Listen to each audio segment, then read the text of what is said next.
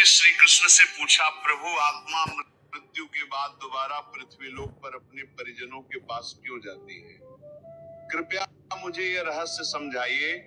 श्री कृष्ण बोले, हे गरुड़, इस पृथ्वी लोक पर जिसने भी जन्म लिया है उसे एक ना एक दिन इस नश्वर देह का त्याग करना ही पड़ता है। मृत्यु संसार का अटल सत्य है, परंतु उसकी परतों में छिपा रहस्य बहुत गहरा है। आज वेग बाण के इस आध्यात्मिक प्रवाह में हम उसी रहस्य का द्वार खोलने जा रहा हूँ। ध्यान पूर्वक सुनो। कोई व्यक्ति जब इस शरीर को छोड़ता है, उसके तुरंत बाद उस आत्मा के साथ क्या होता है? आत्मा आखिर कहाँ जाती है? और क्यों आत्मा मृत्यु के बाद ठीक 24 घंटे के भीतर अपने ही घर लौटती है? क्या ये केवल दर्शन होता है या इसके पीछे भी कोई बड़ा कारण छिपा है? गरुड़, हर मनुष्य की देह पंचतत्व में विलीन होती है। उसी क्षण यमराज के दूत वहां उपस्थित होकर उस आत्मा को अपने साथ ले जाने की तैयारी करते हैं। आत्मा को तुरंत यमलोक नहीं ले जाया जाता, बल्कि पहले उसके संपूर्ण जीवन के कर्मों, पुण्य और पाप का लेखा जोखा एक सूक्ष्म रूप में तैयार होता है।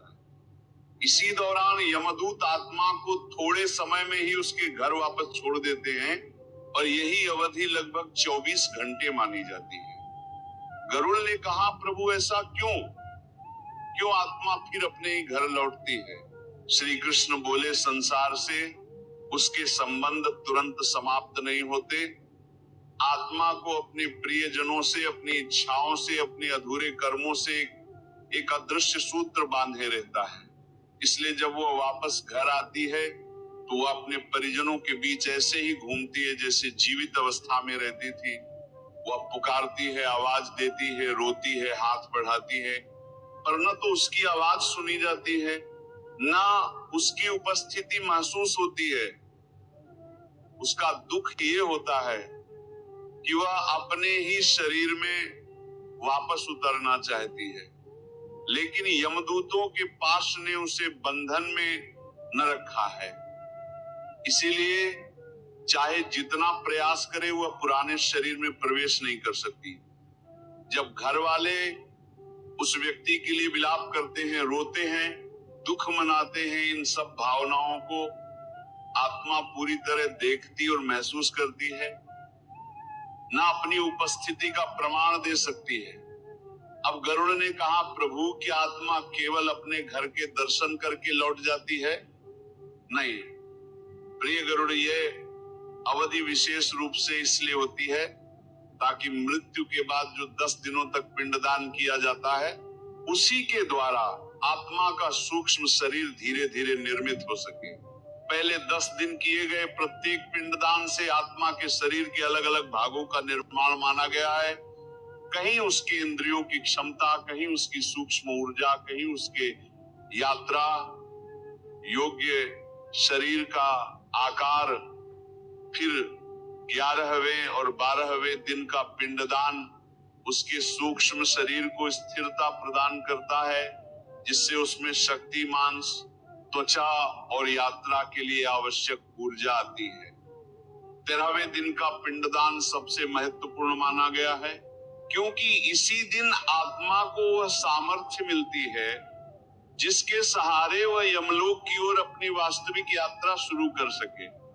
यही कारण है कि हिंदू परंपरा में 13वीं का विधान अत्यंत विशेष माना गया है, क्योंकि इसी दिन आत्मा के सभी बंधन ढीले होते हैं और वह अपने आगे के मार्ग की ओर बढ़ने लगती है।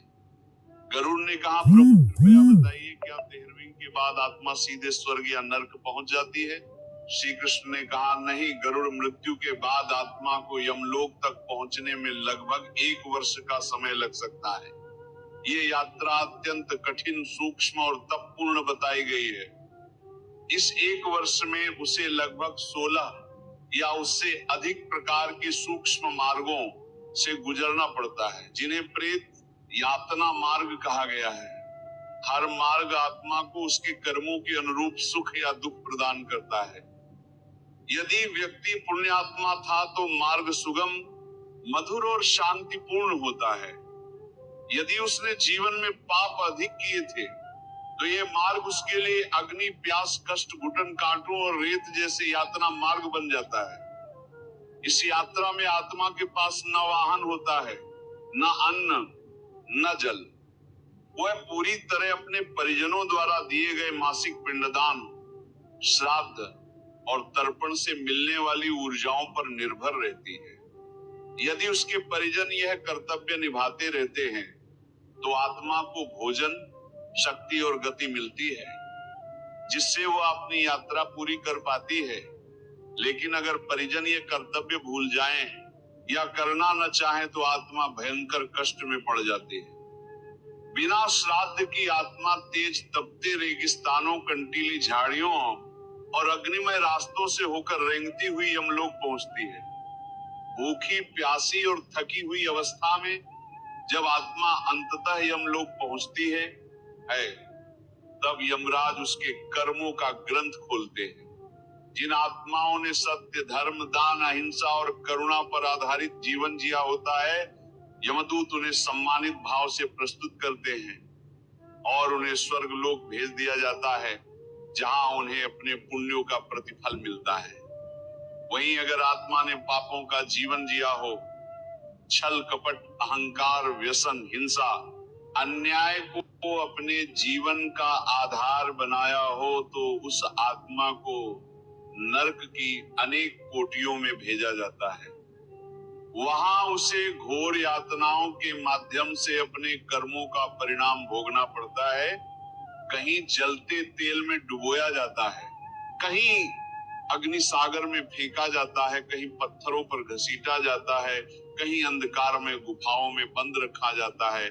जब आत्मा अपने पापों का भार उतार देती है, तब उसे पुनर्जन्म मिलता है और यह पुनर्जन्म उसके कर्मों की गहराई के अनुसार मानव, पशु, पक्षी या किसी निम्न योनि में भी हो सकता है।